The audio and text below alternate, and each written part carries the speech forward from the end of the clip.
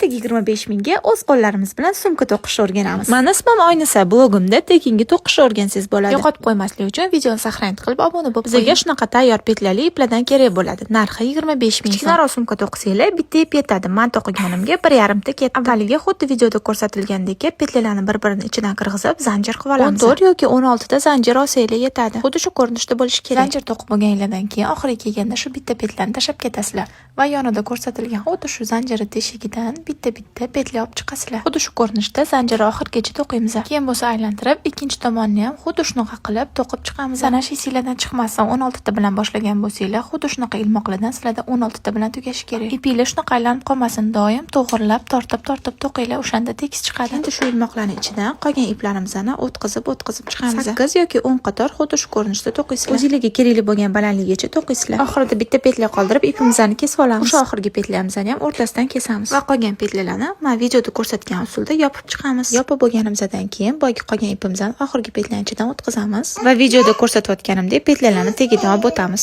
Orqa fondagi qizilma ovozlariga bo'lsa ahamiyat bermaymiz.